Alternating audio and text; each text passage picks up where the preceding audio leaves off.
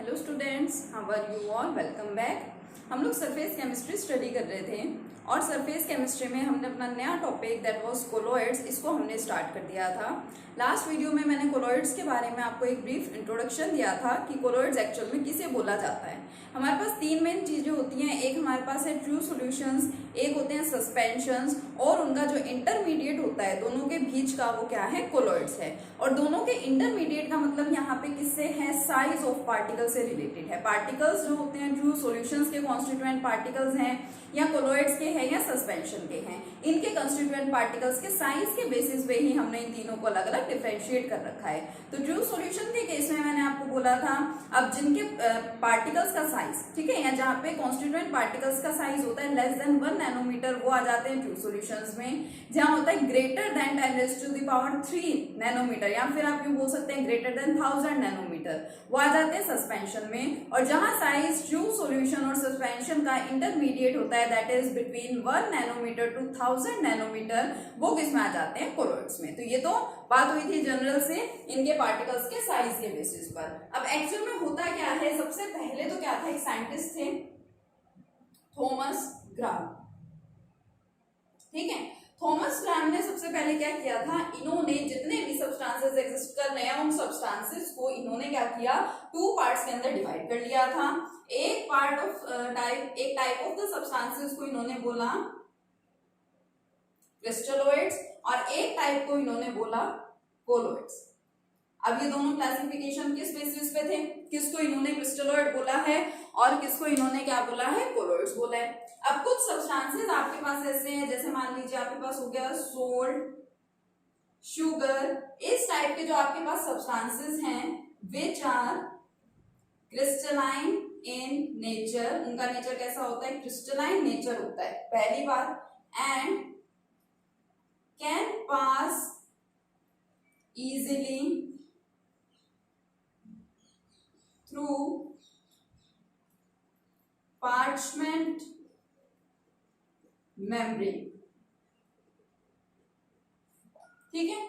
अब देखो जो क्रिस्टलोइड्स हैं, क्रिस्टलोइड जैसे कुछ सब्सटेंसेस सोल्ट, शुगर, इस टाइप के जो सब्सटेंसेस हैं जिनका क्रिस्टलाइन नेचर होता है, स्ट्रक्चर भी उनका क्रिस्टलाइन होता है, तो उसको इन्होंने बोला क्रिस्टलोइड्स। और जब आप उन सब्सटेंसेस का सॉल्यूशन बना देते हैं तो वो सॉल्यूशन क्या होता है, पार्चमेंट मेम्ब्रेन में से इजीली पास हो जाता है। अब पार्चमेंट मेम्ब्रेन क्या होती है, जैसे आप सॉल्यूशन चैप्टर में स्टडी करते थे, it is a type of semi permeable membrane. आप देखते हैं कि सेमी परमिएबल मेम्ब्रेन होती है जो क्या करती है, जो कुछ स्पेशल टाइप के पार्टिकल्स को अपने में से पास होने देती है और कुछ टाइप के पार्टिकल्स को पास नहीं होने देती।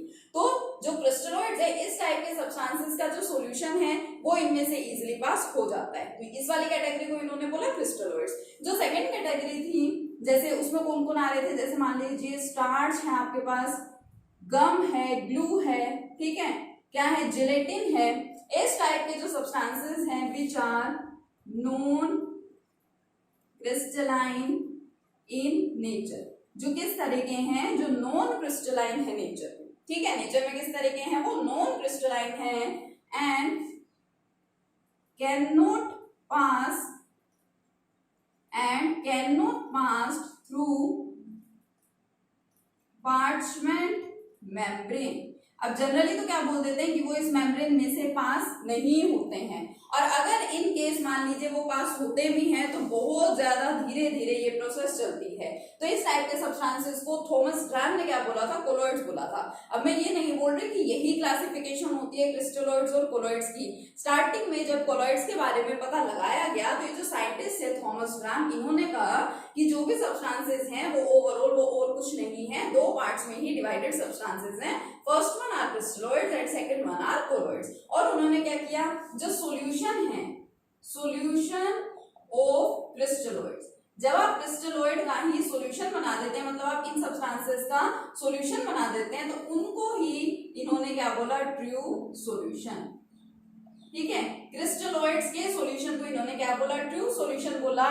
और इसी तरह से कोलॉइड्स के सॉल्यूशन को इन्होंने क्या बोला, इन्होंने बोला उसको कोलॉइडल सॉल्यूशन, ठीक है। जो आपके क्रिस्टलोइड्स हैं, क्रिस्टलोइड्स के सॉल्यूशन को तो थॉमस ग्राम ने क्या बोल दिया, ट्रू सॉल्यूशन बोल दिया, और कोलॉइड्स के सॉल्यूशन को इन्होंने क्या बोला, कोलॉइडल सॉल्यूशन बोला। अब एक्चुअल में अगर देखा जाए तो ये क्लासिफिकेशन सही नहीं थी, this classification was not correct. क्यों? क्योंकि कुछ सब्सटेंसेस होते हैं हमारे पास लाइक शुगर, अगर लाइक सोल्ट, अगर आप क्या करते हैं, आप सोल्ट का सॉल्यूशन बनाते हैं सोल्ट इन वाटर, ठीक है, अगर आप ये वाला सॉल्यूशन लेते हैं तब तो ये बिहेव करता है एज क्रिस्टलोइड, या मैं बोलूंगी ये वाला जो सॉल्यूशन है वो सॉल्यूशन बिहेव करता है एज ट्रू सॉल्यूशन। और आपको पता भी है the solution of salt in water is known as a true solution, completely homogeneous होता है ये, ठीक है, ट्रू सॉल्यूशन। और अगर हम इसी तरह से सोल्ट को ले लेते हैं बेंजीन में, हम बात तो इस वाले कंपाउंड की कर रहे हैं ना, सोल्ट की, सोल्ट को इन्होंने क्रिस्टलोइड बोल रखा है, तो फिर इन्होंने लेकिन क्या देखा गया बाद में, क्या ऑब्जर्व किया गया कि सोल्ट का अगर हम वाटर में सॉल्यूशन ले लेते हैं तब तो ये ट्रू सॉल्यूशन बना रहा है, यानी ये क्रिस्टलोइड की तरह से ही एक्ट कर रहा है। लेकिन अगर हम उसी सोल्ट का सॉल्यूशन बनाते हैं बेंजीन के अंदर, then the solution is a colloidal solution। अब वो सॉल्यूशन किस तरह का है, कोलोइडल सॉल्यूशन है। इन सॉल्यूशन की प्रॉपर्टीज के बेसिस पे आइडेंटिफाई किया जाता है कि किस टाइप का सॉल्यूशन है। इट मींस अभी क्रिस्टलोइड तो नहीं है, ये क्या है, कोलोइड बन गए। तो कुछ सब्सटेंसेस ऐसे देखे गए इनकी क्लासिफिकेशन के बाद कि वो कहीं पे तो वो क्रिस्टलोइड की तरह से एक्ट कर रहे हैं, कहीं पे वो कोलोइड्स की तरह से एक्ट कर रहे हैं। इट मींस जो ये वाला जो कंप्लीट क्लासिफिकेशन किया गया है इट वाज नॉट करेक्ट, ये करेक्ट नहीं था। फिर एट लास्ट क्या किया गया, एट लास्ट कोलोइड्स को उनके पार्टिकल्स के साइज के बेसिस पे ही डिफाइन किया गया। किस तरह से बोला गया, कोलोइड्स को जो आप इनके बारे में स्टडी करते हैं, जो मैंने आपको लास्ट लेक्चर में भी बताया है कि आप लोग कोलोइड्स को किस तरह से डिफाइन करते हैं। तो कोलोइड्स क्या होते हैं, कोलोइड्स वो सब्सटेंसेस हैं जिनके अंदर जो पार्टिकल्स का साइज है वो क्या होता है, that is between 1 to 1000 nanometer, 1 से लेकर के 1000 नैनोमीटर, या फिर आप ये बोल सकते हैं 10⁻³ नैनोमीटर तक उनके पार्टिकल्स का क्या होता है, साइज होता है, ठीक है। उनको इन्होंने क्या बोला, इन्होंने कोलोइड्स बोला। और जहां तक बात थी मेम्ब्रेन में से पास होने की, तो देखिए क्या देखा गया, मैं लिखती हूँ कोलोइड्स को किस तरह से डिफाइन किया गया, द पार्टिकल्स, या यूं बोले द टाइप, या सिंपली बोल दीजिए द सब्सटेंसेस, या तो द टाइप ऑफ सब्सटेंसेस बोल दीजिए, या बोल दीजिए the substances where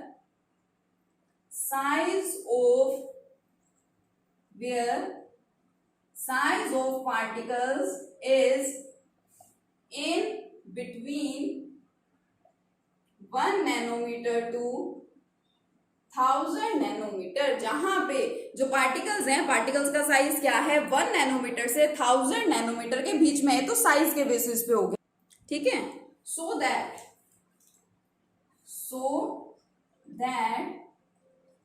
they can pass through filter paper, वो filter paper में से तो पास हो सकते हैं, so that they can pass through filter paper but cannot pass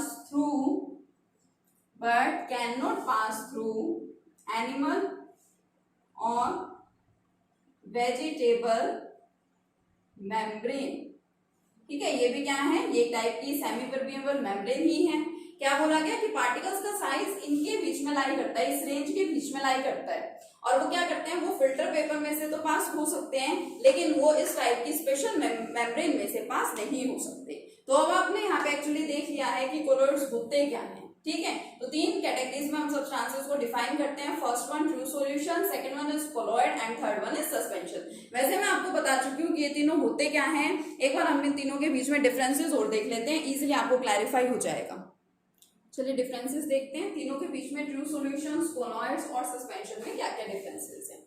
देखिए ट्रू सॉल्यूशंस आपको पता है कि जैसे मान लीजिए सॉल्ट सॉल्यूशन है या शुगर सॉल्यूशन है, आपने क्या किया, आपने वाटर के अंदर शुगर को डिसॉल्व कर दिया या सोल्ट को डिसॉल्व कर दिया, तो क्या आपको उसके अंदर वाटर में अलग से आपको सोल्ट पार्टिकल्स या शुगर के पार्टिकल्स दिखाई देते हैं? नहीं दिखाई देते। आपको कंप्लीट सॉल्यूशन एक जैसा ही दिखाई देता है, तो आप उसको क्या बोलते हैं कि वो होमोजीनियस है। तो देखिए ट्रू सॉल्यूशन में हम क्या बोल सकते हैं, दे आर होमोजीनियस। लेकिन कोलोइड्स और सस्पेंशन दोनों क्या होते हैं, हेट्रोजीनियस होते हैं। दोनों को आप इजीली क्या कर सकते हैं, दोनों के पार्टिकल्स को ऑब्जर्व कर सकते हैं। सिंपल सा इनको समझने के लिए मैं आपको एक सिंपल सा एग्जांपल दूंगी। देखिए ट्रू सॉल्यूशंस के केस में तो जैसे मैंने आपको बता ही दिया कि सपोज आप शुगर सॉल्यूशन या सोल्ट सॉल्यूशन का एग्जांपल लेकर के चल रहे हैं। अब मान लीजिए मैं आपको आपको बोलूं कि आपके पास सॉल्यूशन है सैंड या आप ले लीजिए मड इन वाटर, एक्चुअल में सॉल्यूशन तो नहीं है, मींस आप क्या कीजिए, आप वाटर के अंदर सैंड या फिर मड को क्या कीजिए, डिसोल्व कीजिए।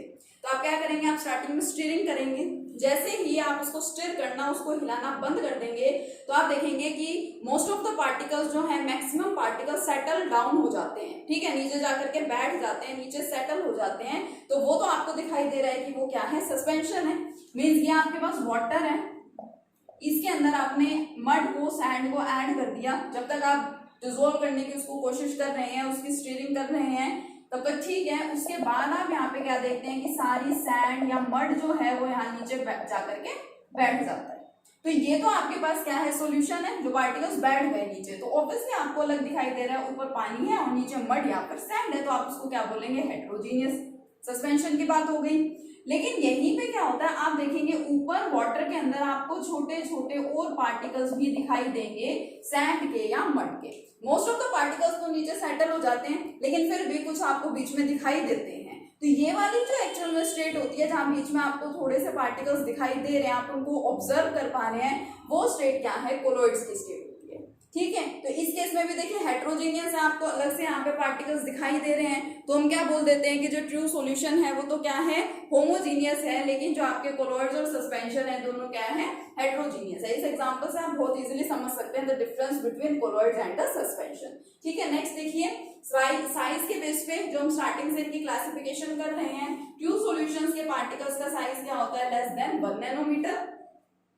कोलोइड्स के पार्टिकल का साइज क्या है, 1 नैनोमीटर से 1000 नैनोमीटर के बीच में, या आप क्या बोल देते हैं, 1 नैनोमीटर से 10⁻³ नैनोमीटर के बीच में। और सस्पेंशन के पार्टिकल का साइज बहुत बड़ा होता है, that is greater than 1000 nanometer और 10⁻³ नैनोमीटर।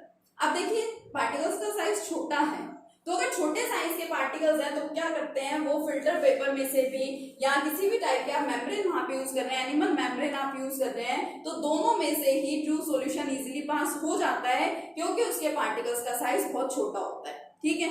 एग्जाम्पल के तौर पे अगर आपको बताऊं, चाय बनाई आपने, टी बनाई आपने, ठीक है, आप उसको क्या कर रहे हैं, चाय जब बन जाती है उसके बाद आप उसको छलनी से छान रहे हैं, तो अब जो छलनी से आप छानते हैं तो जो चाय है, जो लिक्विड पार्ट है वो तो छन जाता है, लेकिन जो चाय पत्ती है वो क्या है, वो छलनी के ऊपर ही रह जाती है।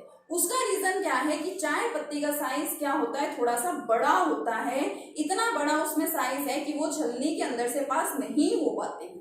लेकिन अगर छोटे छोटे पार्टिकल्स हैं, लिक्विड जो आपने डाला है, जो चाय पास हो गई है छलनी में से, तो उसके पार्टिकल्स का साइज क्या था, बहुत स्मॉल था, इसलिए वो उसमें से इजीली पास हो गई थी।